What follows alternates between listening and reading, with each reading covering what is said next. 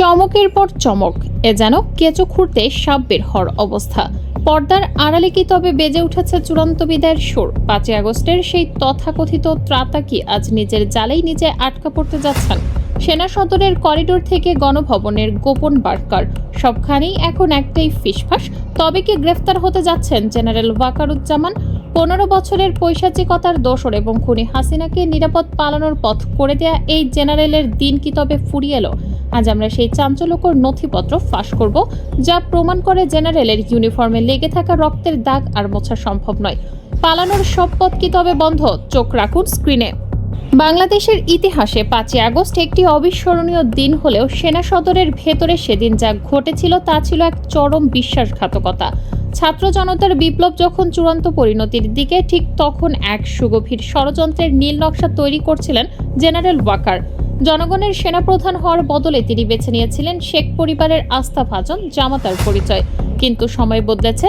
যে পাপের পাহাড় তিনি গড়েছেন, সেই পাহাড়ের নিচেই কি এবার চাপা পড়তে যাচ্ছেন তিনি? ওয়াকারের বিরুদ্ধে সবচেয়ে বড় এবং অকাট্য অভিযোগ, তিনি একজন খুনিকে বিচারের হাত থেকে ছিনিয়ে নিয়ে বিদেশে পাচার করেছেন। যখন ঢাকার রাজপথ 2000 লাশে ছেয়ে গিয়েছিল, তখন এই ওয়াকারই হাসিনাকে আশ্বস্ত করেছিলেন, আপা আমি আছি। একজন সেনাপ্রধান হিসেবে তার দায়িত্ব ছিল খুনিকে আটক করে জনগণের আদালতের মুখোমুখি করা। কিন্তু তিনি যা করলেন তা ইতিহাসে রাষ্ট্রদ্রোহিতা হিসেবে লিপিবদ্ধ থাকবে।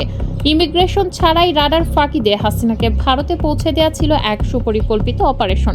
গোয়েন্দা সূত্রগুলো বলছে, এই একটি অপরাধী ওয়াকারকে সেনাপ্রধানের চেয়ার থেকে টেনে নামিয়ে সোজা জেলখানায় পাঠানোর জন্য যথেষ্ট।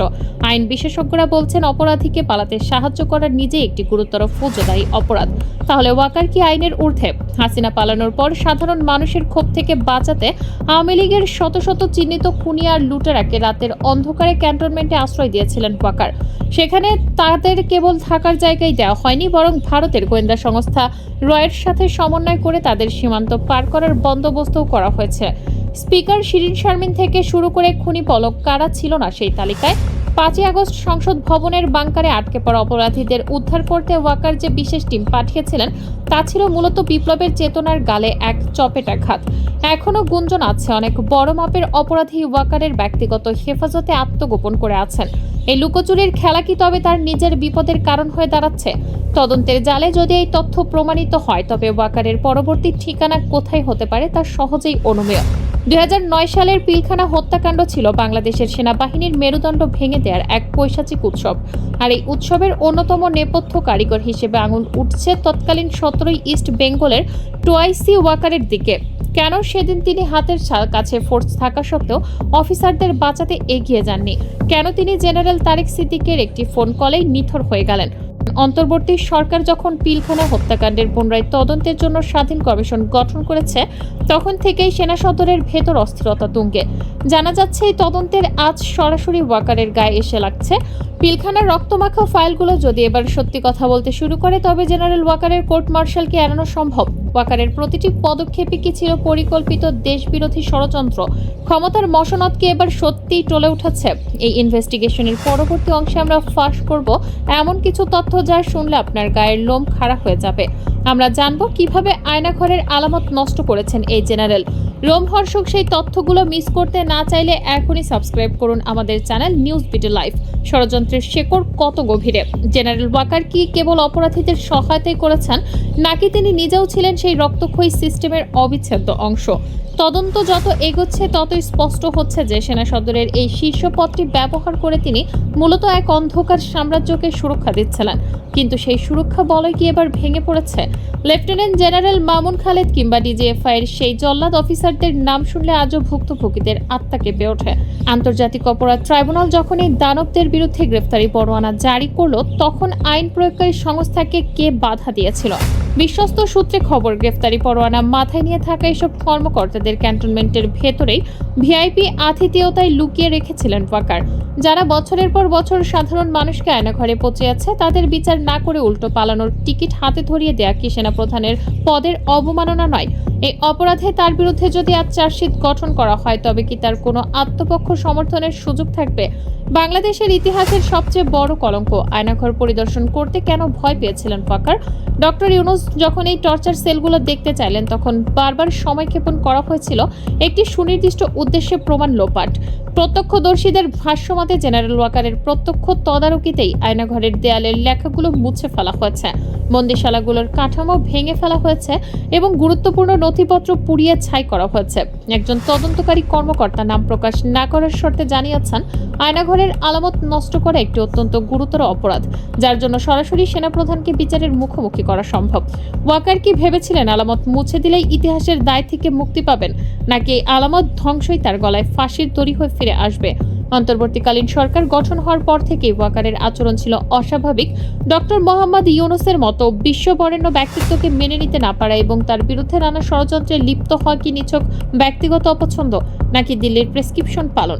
সেনা সদরের গোপন বৈঠকগুলোতে ওয়াকার প্রায় বলতেন, কনভিক্টেড ব্যক্তি কিভাবে দেশ চালাবেন। আসলে ডক্টর ইউনূসের ক্ষমতায় থাকা মানেই ছিল ওয়াকারের কুকর্মের বিচার হওয়ার পথ প্রশস্ত হওয়া, আর এই ভয় থেকেই তিনি সরকারকে অস্থিতিশীল করার চেষ্টা চালিয়ে যাচ্ছিলেন। কিন্তু ছাত্র জনতার তীক্ষ্ণ নজর কি তিনি এড়াতে পারবেন? জানা যাচ্ছে, সরকারের একটি অংশ ইতিমধ্যে ওয়াকারের এই বিতর্কিত ভূমিকা নিয়ে কঠোর অবস্থানে যাওয়ার পরিকল্পনা করছে। জাতিসংঘ যখন জুলাই বিপ্লবের ওপর ফ্যাক্ট ফাইন্ডিং রিপোর্ট প্রকাশ করে একে গণহত্যা হিসেবে চিহ্নিত করল, তখন ওয়াকারের বুক কেঁপে উঠেছিল, কারণ এই গণহত্যার অন্যতম দায়ভার তার ওপরও বর্তায়। সরকারকে পাশ কাটিয়ে সেনাবাহিনীর পক্ষ থেকে জাতিসংঘের রিপোর্টের বিরুদ্ধে পাল্টা বিবৃতি দেওয়া ছিল মূলত নিজেকে বাঁচানোর এক মরিয়া চেষ্টা। কিন্তু আন্তর্জাতিক সম্প্রদায় কি এত সহজেই ছাড় দেবে? ওয়াকারের এই একতরফা সিদ্ধান্ত তাকে আজ আন্তর্জাতিকভাবেও প্রশ্নের মুখে দাঁড় করিয়ে দিয়েছে। ষড়যন্ত্রের চূড়ান্ত অধ্যায় কি তবে আমাদের চোখের সামনে রচিত হচ্ছে? জেনারেল ওয়াকার কি শেষ পর্যন্ত দিল্লির শিখিয়ে দেওয়া ছকেই পা ফেলতে যাচ্ছেন, নাকি বাংলার ছাত্র জনতা তাকে টেনে নামাবে তার এই অলীক সিংহাসন থেকে? তদন্তের শেষ ধাপে আমাদের হাতে এসেছে এমন কিছু তথ্য যা শুনলে আপনি শিউরে উঠবেন। সূত্রের খবর, স্বৈরাচারী হাসিনাকে পুনর্বাসিত করতে না পেরে দিল্লি এখন ওয়াকারের মাধ্যমে একটি দ্বিতীয় মাস্টার প্ল্যান বাস্তবায়ন করছে। আওয়ামী লীগের তথাকথিত স্বচ্ছ নেতাদের নিয়ে একটি নতুন প্ল্যাটফর্ম তৈরির চক্রান্ত চলছে, যার পেছনের আসল কারিগর স্বয়ং সেনাপ্রধান। এমনকি বৈষম্য বিরোধী ছাত্র আন্দোলনের সমন্বয়ক হাসনাত আব্দুল্লাহকে যখন আসন সমঝোতার প্রস্তাব দেওয়া হয় তখন তার পেছনে ছিল ওয়াকারেরই অদৃশ্য হাত। একজন সেনাপ্রধান যখন রাজনৈতিক দল গঠনের দালালিতে লিপ্ত হন তখন তার ইউনিফর্মের মর্যাদা আর অবশিষ্ট থাকে না। এই রাজনৈতিক হস্তক্ষেপ কি তাকে কোর্ট মার্শালের দিকে ঠেলে দিচ্ছে না? ৪ আগস্ট রাত 10:30 গণভবনের সেই চূড়ান্ত বৈঠকে খুনি হাসিনার পাশেই বসেছিলেন জেনারেল ওয়াকার। সেখানে সিদ্ধান্ত হয়েছিল যে কোনো মূল্যে লং মার্চ টু ঢাকা প্রতিহত করার। 5 আগস্ট ভোরে ওয়াকার তার কমান্ডো সেন্টার থেকে নির্দেশ দিয়েছিলেন রাজপথ রক্তাক্ত করার, কিন্তু বিধিপাম যখন তিনি খবর পেলেন জুনিয়র অফিসার এবং সাধারণ সৈন্যরা আর স্বজাতির বুকে গুলি চালাতে রাজি নয়, কেবল তখনই নিজের চামড়া বাঁচাতে তিনি ভোল পাল্টেছিলেন। এটি কি দেশপ্রেম নাকি জীবন বাঁচানোর চরম সুবিধাবাদ? 20 জুলাই থেকে ড্রোনের মাধ্যমে পুলিশকে তথ্য দিয়ে ছাত্র মারার যে ইন্টেলিজেন্স ওয়াকার সরবরাহ করেছেন তার প্রতিটি রক্তবিন্দুর হিসাব কি দিতে হবে না? জেনারেল ওয়াকারের বিরুদ্ধে অভিযোগের পাহাড় আজ হিমালয়কেও ছড়িয়ে গেছে। অনুসন্ধান বলছে ওয়াকারুজ্জামান হয়তো ঘুণাক্ষরেও বুঝতে পারেননি যে তার চারপাশে কত নিখুঁতভাবে তৈরি করা হয়েছে অদৃশ্য এক ব্যারিকেড। গোয়েন্দা সূত্র বলছে আগামী 72 ঘন্টা হতে যাচ্ছে ঢাকা সেনানিবাসের ইতিহাসের সবচেয়ে রহস্যময় সময়গুলোর একটি। এই সময়ের ভেতরেই ঘটতে পারে এমন কিছু যা হয়তো বহু বছর ধরে আলোড়িত করবে এদেশের মানুষকে।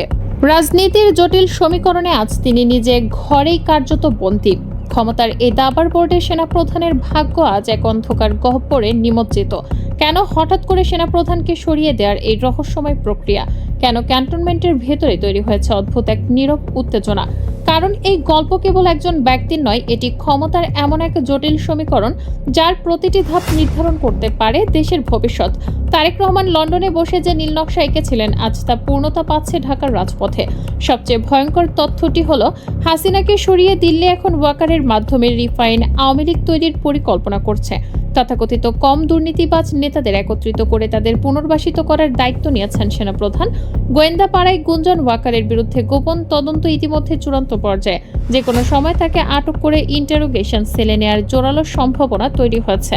বাংলার আকাশে কি তবে খুব শীঘ্রই আরও একটি পতনের সাইরেন বাজবে?